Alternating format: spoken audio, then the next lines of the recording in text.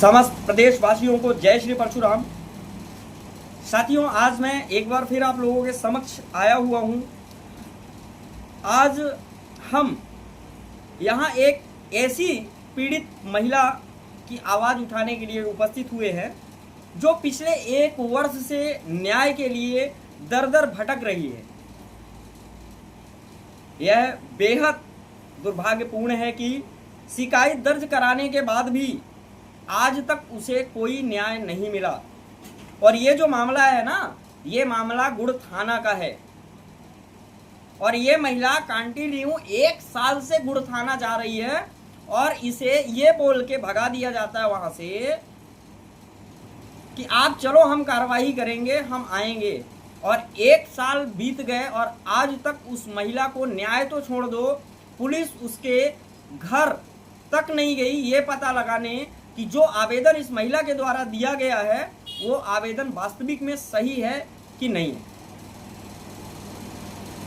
बहुत ही दुर्भाग्य की बात है ये। आज वो महिला हमारे संघ के पास आ रही है कि हमें न्याय दिलवाइए। हमें लोग मारने के लिए घेरते हैं, चीजें करते हैं। सामने वाले का जो पति है वो यहां से कोसों दूर है, अपने 2 वक्त की रोटी के लिए वो मेहनत कर रहा है और उसके बीवी बच्चे यहां गांव में हैं। और गांव में उस महिला के जो जेठ है वो महिला को बार बार प्रताड़ित कर रहे हैं। अब प्रताड़ित करने का कारण क्या है ये तो पुलिस जाने के बाद ही पता लगा पाएगी, मगर यहां ऐसा नहीं है। गुड़ थाना सेटिंग में चलता है। अगर सेटिंग नहीं है तो आप कार्रवाई क्यों नहीं कर पा रहे हो 1 साल से? मैं आपको बताना चाहूंगा, ये जो मामला है ये मामला उमरिया गांव का है। उमरिया गांव निवासी पप्पी कुशवाहा ने आरोप लगाया है कि उनके साथ मारपीट, गाली गलौज और जान से मारने की धमकी जैसी गंभीर घटनाएं हुई। इसके बावजूद 1 वर्ष तक कोई ठोस कार्रवाई नहीं होती है, तो यह आम जनता के मन में कई सवाल खड़े करते हैं। और यही सवाल आज मेरे भी मन में खड़ा हो रहा है कि जब महिला 1 साल से आपके थाने में जा रही है तो आप कार्रवाई क्यों नहीं कर रहे हो? क्या कारण है? आपको 3 स्टार देके क्यों बैठाया गया वहां पे कुर्सी में जब आप किसी की कार्रवाई नहीं कर पा रहे हो? आपके कोई साहब वर्मा जी हैं जो बार बार महिला को थाने से भगा रहे हैं। आपको थाने में किस लिए बैठाया गया है? आपको सैलरियां क्यों दी जा रही है? ये जो सैलरी आप पाते हो ना, ये हम आम पब्लिक का पैसा है जो टैक्स के माध्यम से, जीएसटी के माध्यम से आपके सरकार के पास जाता है और सैलरी बन के आप लोगों के पास आता है। श्री परशुराम सेवा संघ किसी व्यक्ति विशेष के खिलाफ नहीं बल्कि न्याय और सत्य के पक्ष में खड़ा होता है।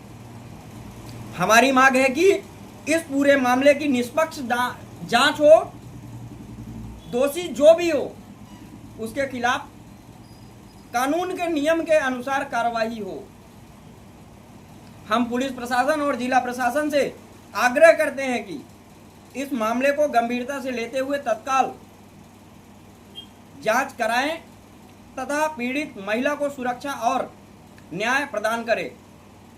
यदि किसी भी प्रकार से मामले को दबाने या प्रभावित करने का प्रयास किया गया है तो उसकी भी निष्पक्ष जांच होनी चाहिए।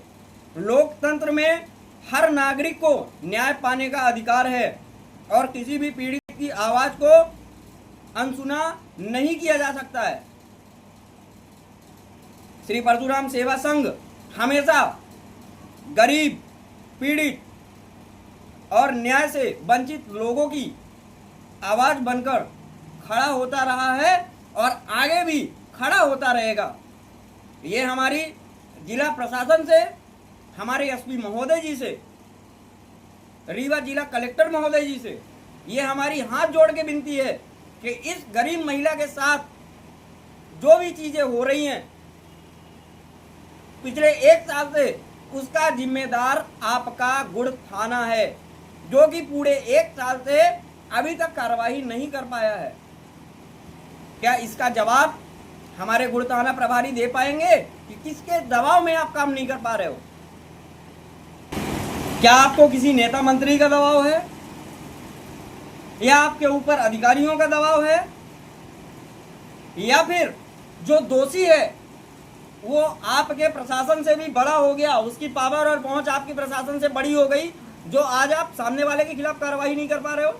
श्री परशुराम सेवा संघ ये नहीं बोलता है कि आप सामने वाले के खिलाफ कार्रवाई करें, आप जांच करिए, निष्पक्ष जांच करिए और जो भी दोषी हो उस पर आप कार्रवाई करें।